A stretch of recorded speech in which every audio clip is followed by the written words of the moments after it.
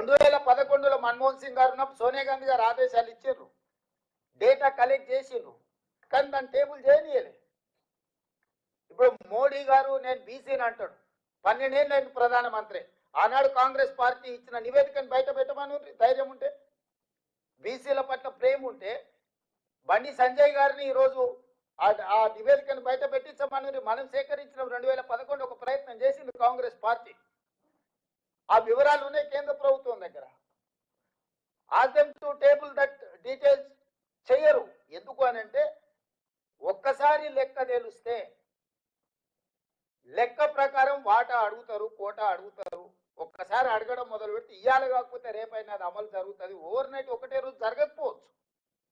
స్వతంత్రం అడగంగానే వచ్చిందా? కొట్లాడంగా వచ్చింది. తెలంగాణ రాష్ట్రం ఒకటేసారి వచ్చిందా? ఎన్నో సంవత్సరాలు కొట్లాడితే తెలంగాణ రాష్ట్రం వచ్చింది.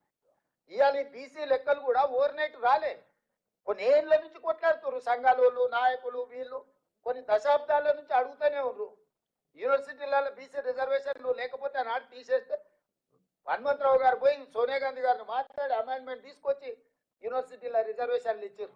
శివశంకర్ గారు ఉన్నప్పుడు ఈ యొక్క జాతుల కోసం ఇందిరాగాంధీ గారి కాడి నుంచి కేంద్ర ప్రభుత్వం మీద ఒత్తిడి తీసుకొచ్చి ఎన్నో ప్రయోజనకరమైన అంశాలను పొందుపరిచారు. ఏది కూడా ఒక్కరోజు రాత్రి ఊరికే రాదు. కొట్లాడి సాధించుకునేవి మిగిలినాయి. ఇవాళ ఎన్నో ఏళ్ల నుంచి కొట్లాడుతున్నది, ఎంతో దీర్ఘకాలికంగా వాయిదా పడుతున్న ఒక డిమాండ్ను ఈ రోజు మనం సక్సెస్ఫుల్ గా దీన్ని ముందుకు తీసుకెళ్తున్నాము. దాంతో ఇందులో పాల్గొనని వాళ్ళు, ఇదంటే ఇష్టం లేని వాళ్ళు, ప్రధానంగా రాజకీయాలలో బీఆర్ఎస్, బీజేపీ. ఈరోజు కాంగ్రెస్ పార్టీ ఒక రాష్ట్రంలో చేపట్టిన ఈ ప్రక్రియ 100% న్యాయపరంగా, చట్టపరంగా, అధికారికంగా ఈ నివేదికని ఈరోజు మనం తయారు చేసినాము. ఒక్కసారి అఫీషియల్ గా ఈ రాష్ట్ర ప్రభుత్వం చేసిన నివేదిక కోర్టు ముందల నిలబడ్డది అని అంటే ప్రతి రాష్ట్రంలో ఈ డిమాండ్ వస్తుంది, ప్రతి రాష్ట్రంలో చేయాల్సిన పరిస్థితి వస్తుంది. అన్ని రాష్ట్రాలలో ఈ డిమాండ్ చేస్తే దేశం మొత్తంలో అమలు చేయాల్సి వస్తుంది. దేశం మొత్తంలో ఎప్పుడైతే అమలు చేస్తారో బీజేపీ పార్టీలో ఆధిపత్యం వహిస్తున్న 1-2 సామాజిక వర్గాలకు ఇది తీవ్ర విఘాతం కలుగుతుంది. తెర వెనకాలుండి కానీ, తెర ముందలుండి కానీ బీజేపీలో ఉన్న 1-2 పెద్ద అధికారాన్ని చెలాయించే సామాజిక వర్గాలకు ఇది గుదిబండగా మారుతుంది. అందుకే బీజేపీ కాంగ్రెస్ చేసిన ప్రక్రియను తప్పుపట్టి ఏ లెక్క లేకుండా చేయాలని చూస్తున్నారు. నేను ఇప్పుడు మిమ్మల్ని అడుగుతున్న మిత్రులారా, ఇంత కష్టపడి స్వయంగా ప్రజలు డిక్లేర్ చేసిన సంతకం పెట్టి సెల్ఫ్ డిక్లేర్డ్ డేటా ఈరోజు 3,54,77,554 మంది ఇందులోకి వచ్చిండ్రు. దీని ప్రకారం 96.9% సర్వే జరిగింది. ఇంకా 3.1% సర్వే పరిధిలోకి రాలేదు. వాళ్ళందరినీ కూడా సర్వే చేస్తామని రెండో విడత కూడా మనం అవకాశం ఇచ్చిన 16 నుంచి 28 తారీఖు వరకు. గతంలో మనం ఇల్లు తిరిగినాం. ఇవాళ అపార్ట్మెంట్స్ ఉంటాయి సిటీలో, కొన్ని ప్రాంతాలలో మనకు అర్థం కూడా కాదు. అందుకే మనం ఆన్లైన్ పెట్టినాం, అదేవిధంగా టోల్ ఫ్రీ నెంబర్ పెట్టినాం, గవర్నమెంట్ ఆఫీసులలో మనము కౌంటర్స్ ఓపెన్ చేసినాం. అయ్యా మీరు ఎవరున్నా మీరు సమాచారాన్ని ఇవ్వదలుచుకుంటే టోల్ ఫ్రీ నెంబర్ చెప్తే మా అధికారి మీ ఇంటికి వచ్చి లెక్కలు రాసుకొస్తాడని చెప్పినాం.